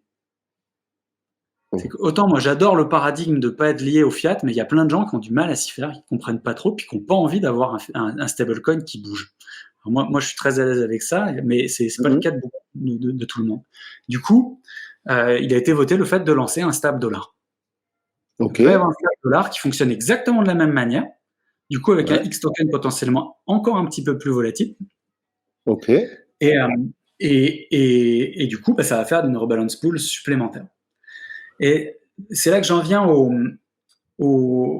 à la deuxième manière de voir le protocole. Tu peux le voir comme un protocole de stablecoin et puis de levier sans liquidation. Mais tu peux aussi le voir comme un protocole qui te permet de faire des stratégies de farming delta neutral. Parce qu'en fait, là, de manière très simple, finalement, tu peux aller farmer le yield sous-jacent des STETH sans t'exposer à la volatilité de STETH. Aujourd'hui, quand tu veux faire du farming delta neutral, tu es obligé de faire des emprunts, de surveiller ta dette, ou alors de prendre des shorts ou d'utiliser des options. Et dans tous les cas, ça demande déjà de la compétence, de la connaissance et du monitoring. Oui. Là, tu peux faire du farming delta neutral de manière extrêmement simple. Et avec un real yield qui est déjà quand même plutôt sympa, sur lequel tu rajoutes des émissions de FXN. Oui. Et donc, ok, on va pouvoir onboarder déjà plusieurs LSD en collatéral, mais en fait, on peut aussi onboarder n'importe quel yield-bearing asset. N'importe quel token qui génère du yield, tu vas pouvoir l'onboarder et créer une version extrêmement volatile, une version stable, qui va te permettre de capturer le yield sans t'exposer à la volatilité. Et tiens, ça tombe bien, le premier protocole qu'a créé Aladdin, c'est un protocole qui crée des yield-bearing assets, concentrators. Et c'est là que tu vois qu'il y a pas mal de synergie dans les différents protocoles de Aladdin DAO. Donc tu pourrais... Voilà. Et alors, toi, attends, ça m'intéresse. Toi qui es fin connaisseur de cet écosystème, tu te sers de quoi déjà? Tu te sers de Clever, tu te sers de Concentrator? Clever, non, j'ai pas trop suivi. Moi, j'avais découvert Aladdin sur Concentrator parce que j'étais à l'époque assez bullish sur CRV. J'avais envie d'en accumuler. Et donc, j'ai beaucoup utilisé Concentrator un temps pour accumuler du CRV. Voilà. Aujourd'hui, j'ai un avis un peu plus neutre sur CRV, mais Concentrator est très bien parce qu'en fait, bon, pour la faire courte, Concentrator, c'est un peu un yield, comment t'appelles, un auto-compounder, un petit peu comme Yearn, comme Harvest, comme Bifi, pour ceux qui connaissent. Sauf qu'au lieu d'auto-composer dans le sous-jacent, ça va te permettre d'auto-composer dans un token de ton choix, comme notamment, et un token qui, lui, s'auto-compose. C'est un peu les poupées russes, mais tu vas pouvoir auto-composer, par exemple, en ACRV, qui est le CRV de Concentrator, qui lui-même auto-compose le yield de CRV. Donc, ça te permet, en fait, avec une stratégie curve ou convexe, peu importe ce que tu mets dedans, d'aller accumuler du CRV ou de l'Ether qui s'autocompose sur Frax, par exemple, plutôt que d'accumuler le sous-jacent qui peuvent être, par exemple, des stablecoins. Dans un marché bullish, par exemple, tu peux avoir ton allocation de stable qui va te permettre d'accumuler de l'Ether ou du CRV plutôt que d'accumuler du stable. Voilà. Ok. En collatéral, il y a STETH. Moi, un truc que je trouve dommage qu'il n'y soit pas, c'est le Frax ETH, qui est quand même plutôt quali et qui yield un petit peu plus.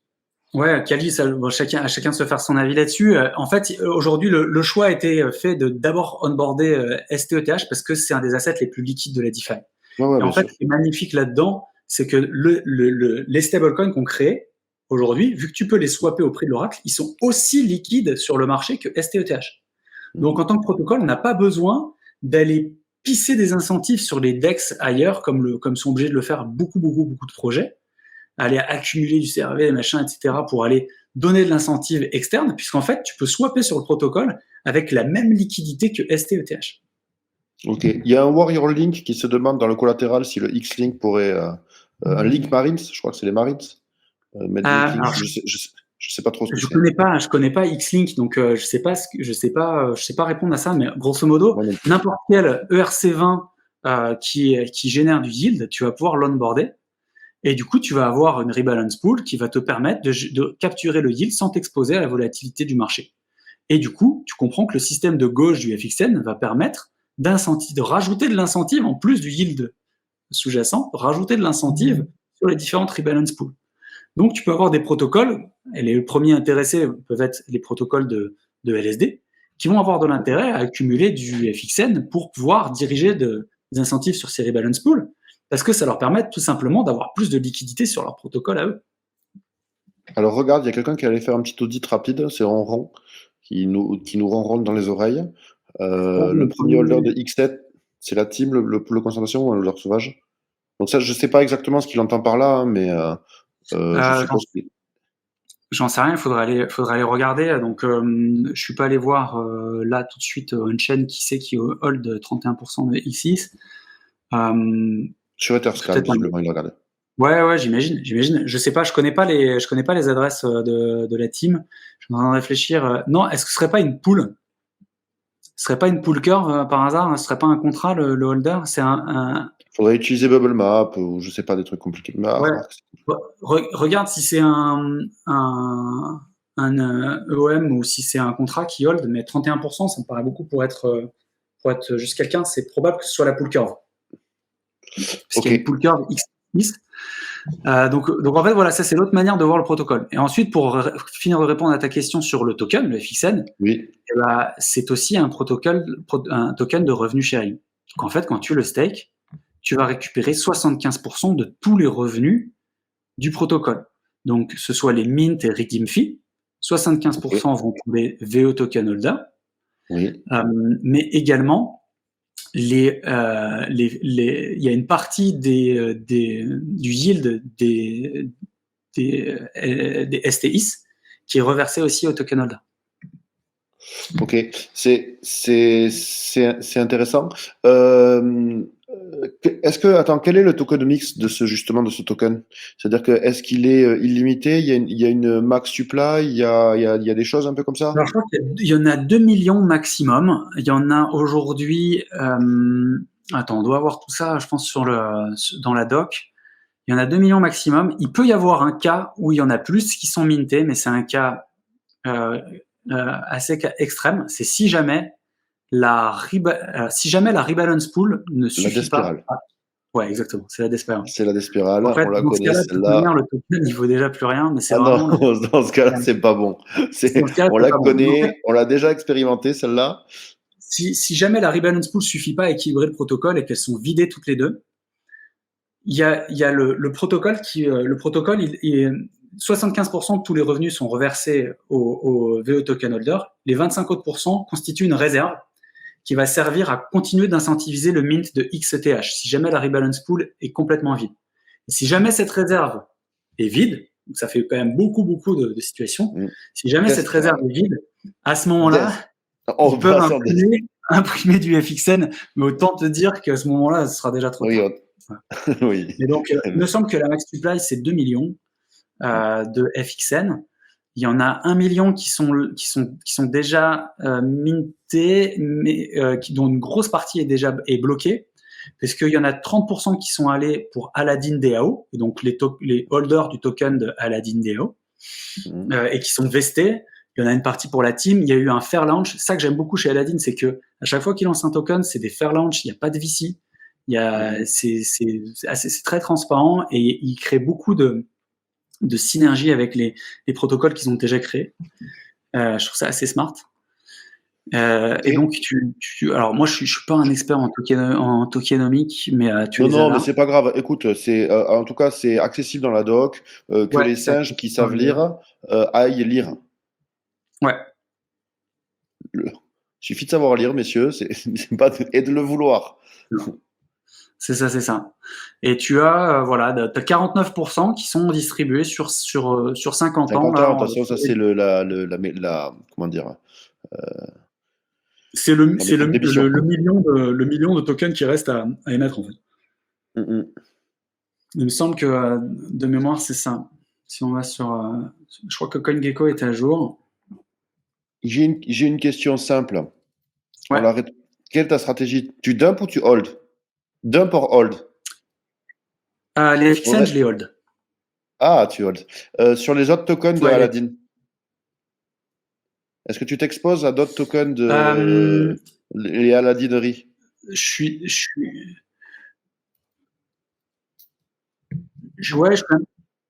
J'avais eu un petit airdrop concentrator que j'ai jamais vendu. J'aurais peut-être dû parce qu'il sait pas très bien.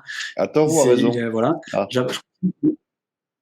Ouais, non, j'aurais sans doute dû le vendre. Mais en vrai, aujourd'hui, maintenant, c'est fini. Je vends mes airdrops. Hein. J'ai appris. Non, ça dépend. Hein.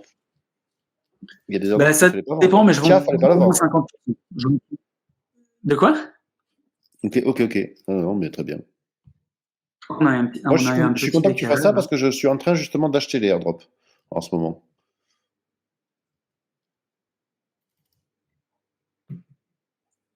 Alors, ça saccade. On a un petit... Je t'entends pas très bien. Je sais pas si toi, tu m'entends toujours.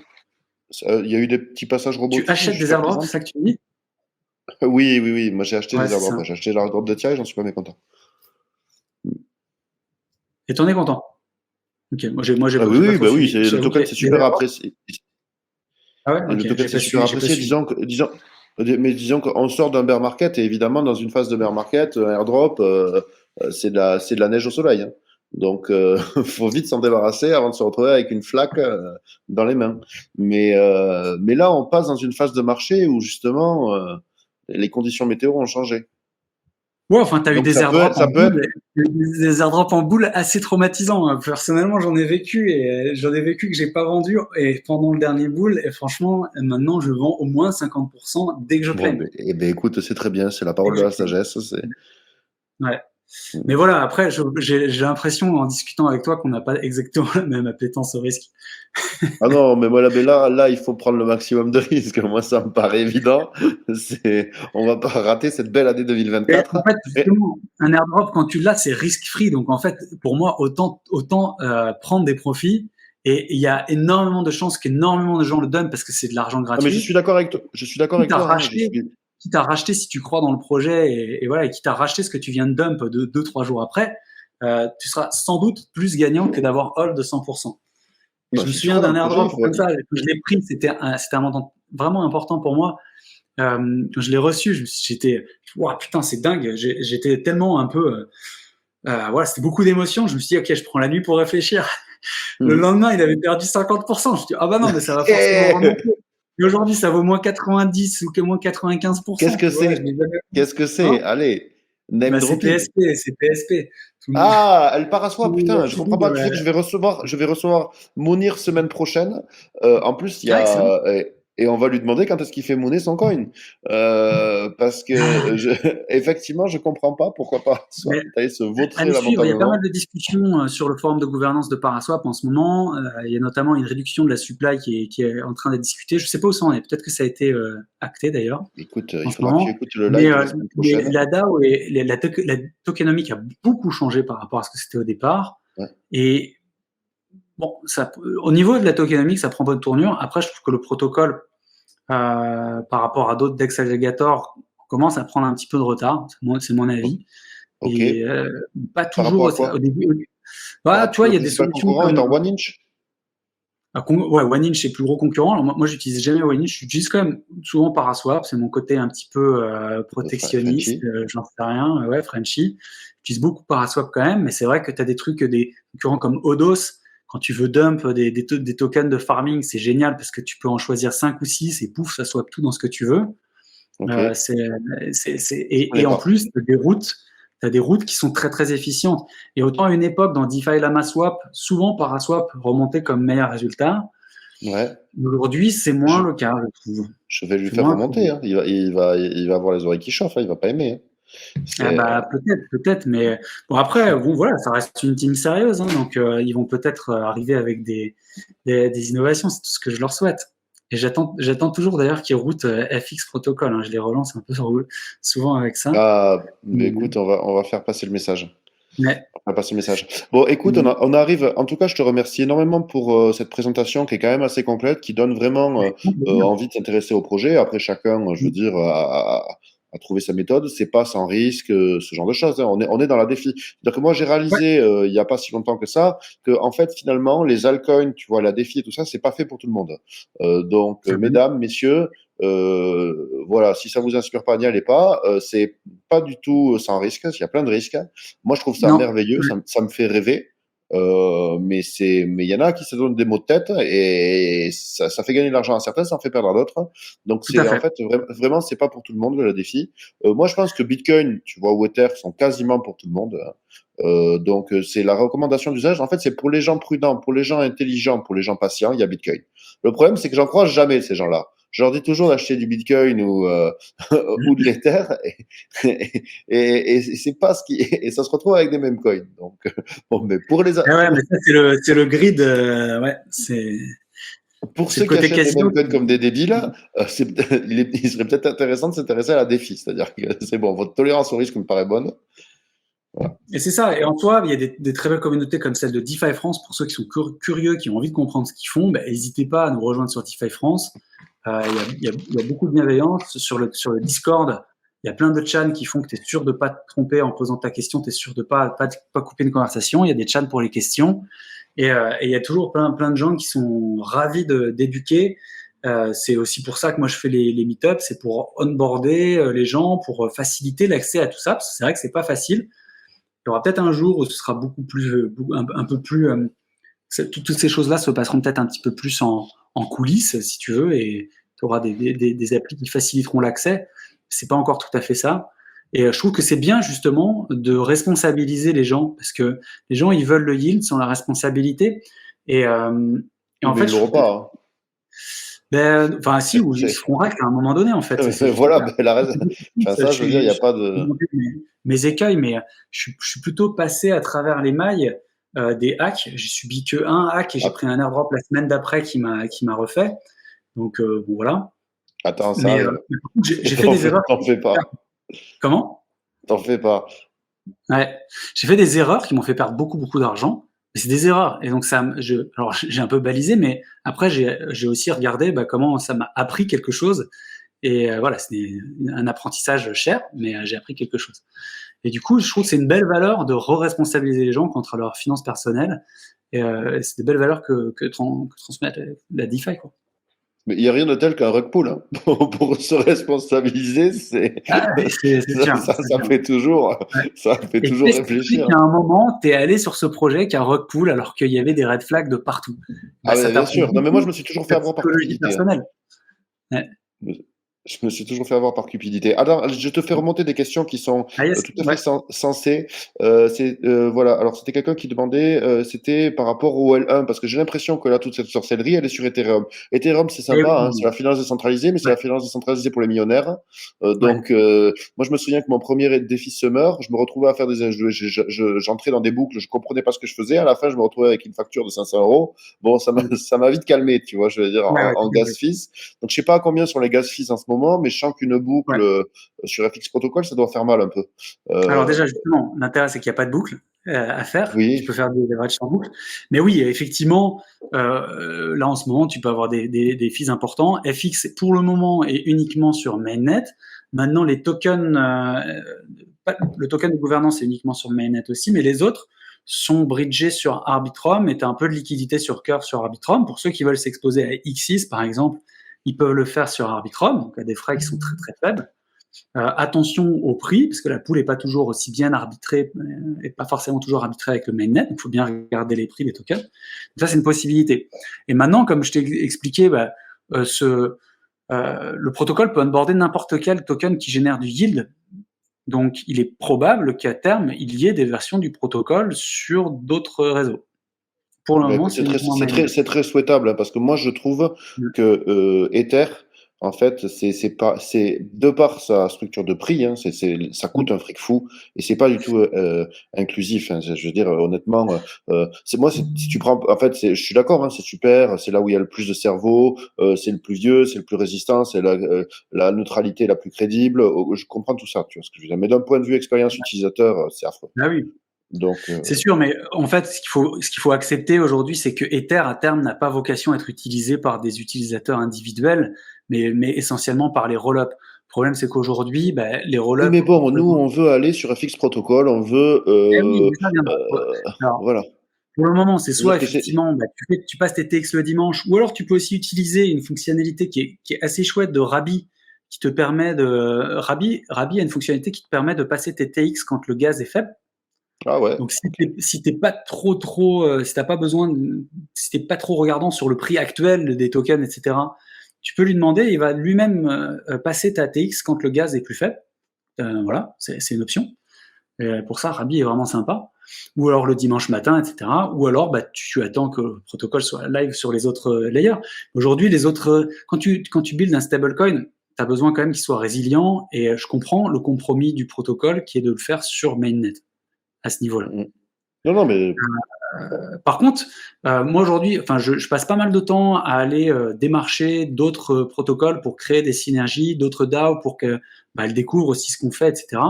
Et, j'aime beaucoup la solution de Nimbora qui permet notamment d'aller minter des LUSD depuis Starknet, qui fait du DeFi pooling, et j'aimerais bien voir ce genre de choses aussi avec FX, que ce soit depuis Starknet ou d'autres layers.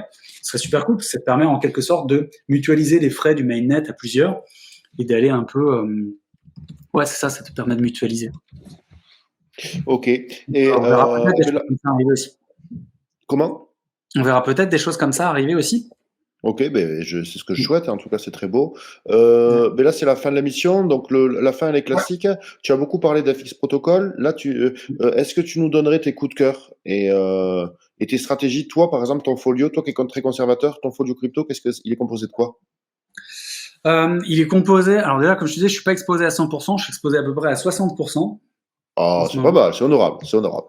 Ouais, T'as une ouais, main. ouais. Donc j'ai un peu de quoi recharger si on a un dip. Il n'y en Euh, aura pas.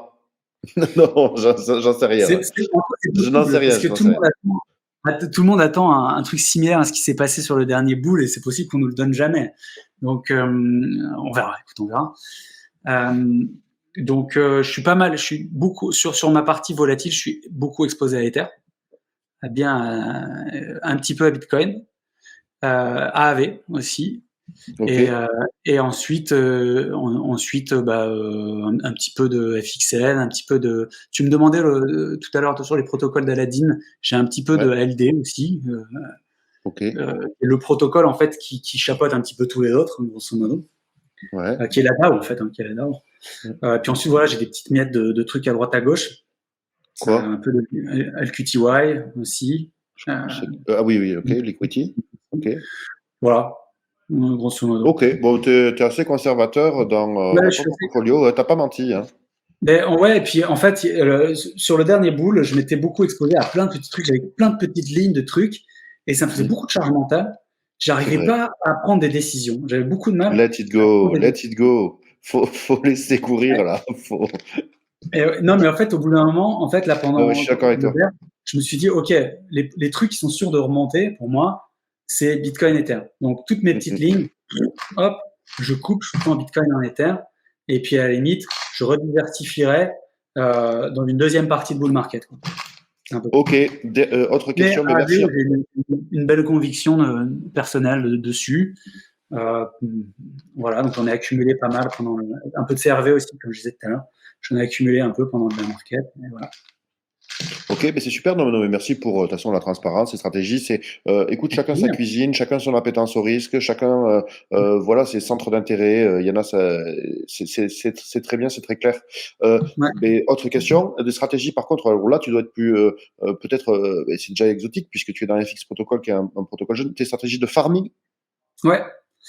Ouais, bah, moi, il y a la rebalance pool dont j'ai parlé tout à l'heure.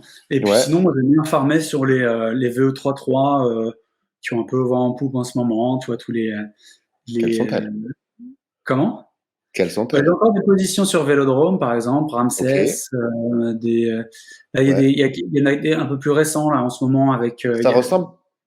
Vas-y. Ouais, ouais, mais je sais ce que tu vas dire. Ça ressemble à ce qu'a dû te dire Brice lorsqu'il est venu. Ça ressemble à une stratégie défi collectif, c'est-à-dire que Eh ouais, c'est ça, mais en soi, on parle beaucoup sur DeFi France. Brice parle beaucoup aussi, et et du coup, voilà, j'ai pas mal de stratégies similaires en fait finalement parce que ah mais c'est bah, t'as super. un rendement risque qui me satisfait pas mal et puis qui me permet, tu vois, et j'utilise pas mal Odos notamment pour dump les rewards dans de l'Ether par exemple ou peut-être du XEther sur Arbitrum. Euh, voilà. Et c'était quoi le protocole un peu plus récent? Tu m'as dit le. Bah, t'as Retro, t'as Zero qui se lance là sur Polygon Proof of Stake, qui apporte des petites itérations sur la tokenomique VE33 en fait, qui sont assez élégantes. Mhm. À suivre, quoi. À suivre. Ok, super. Enfin, presque dernière question. Stratégie de airdrop? Pas du tout.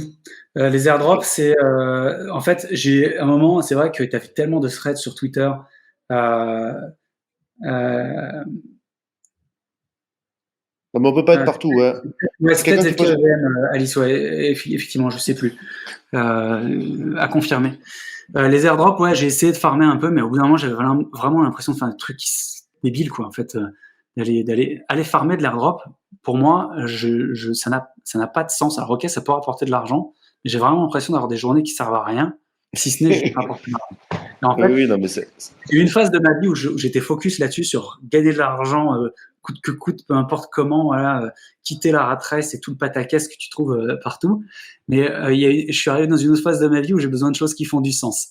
Et farmer des airdrops, pour moi, ça ne fait pas de sens. Donc en fait, je le fais pas. Par contre, régulièrement, quand tu t'intéresses à des protocoles qui ont du sens, tu as des airdrops sympas aussi qui vont avec. Donc, Est-ce que tu as, je est-ce que tu as des. mise plutôt là-dessus. Est-ce que tu as des noms en tête?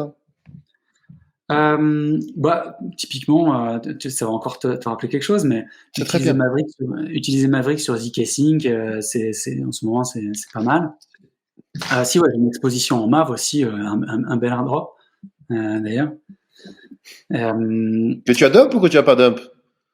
Est-ce que j'en ai dump une partie? Je sais plus, c'est possible. Je sais plus si j'en ai dump une partie ou pas. Voilà, ouais, c'est un bon combo. Farmer Non, mais en tout Maverick cas, sur. c'est passionnant. Moi, je te rejoins. C'est-à-dire que je prends toujours plaisir à écouter des membres de Défi France. Je trouve que votre niveau technique, votre engagement, même humain, hein, c'est-à-dire qu'il y a vraiment, vous êtes d'authentiques convaincus. C'est-à-dire que vous fournissez du contenu de grande qualité. Enfin, il y a des heures de travail. C'est facile de rejoindre un meet-up. Il y a des conférences que vous republiez qui sont longues, qui sont techniques, qui sont sur des protocoles récents. Franchement, c'est une source d'apprentissage qui est infinie, que je salue, que je respecte beaucoup. Et donc, je suis très, très content que tu sois venu nous parler de ce protocole. Voilà, je trouve que le travail que vous faites est remarquable. Et ensuite, ça peut ne pas réussir. C'est-à-dire qu'on est quand même, veut dire, dans une science expérimentale. La défi reste, reste hautement expérimentale, donc hautement risquée. Mais c'est hautement inspirant, je trouve aussi. Donc, c'est vraiment la finance de demain qui pour l'instant est à l'état de prototype, donc je veux dire avec toutes ses limites, voilà. Mais c'est vraiment cool. Ouais. Moi, je trouve ça passionnant justement de voir comment des équipes de builders arrivent en fait à régler des nouveaux problèmes. Et moi, c'est ça qui me passionne dans la DeFi, c'est qu'il Ils en y a créent un des nouveaux problème. aussi. Hein. Ils ont bien sûr, mais de toute façon, tu fais que ça. Et c'est ça le développement, je pense, de manière générale, et la création, c'est que tu règles un problème et ça soulève d'autres. Et du coup, tu dis comment je règle celui-ci, etc., etc. Et moi, je trouve ça passionnant. Et je pense qu'on est pas mal sur DeFi France à être des passionnés. Et c'est ce qui fait aussi qu'on a plaisir à partager. Et voilà. Ouais, Bon, par contre, il y a clairement sur Défi France, ouais, c'est vrai que je vais retrouver, il y a quelqu'un qui demande sur toutes les chaînes. Non, je pense qu'il y a clairement un focus plutôt Ethereum centrique. Tu vois ce que je veux dire?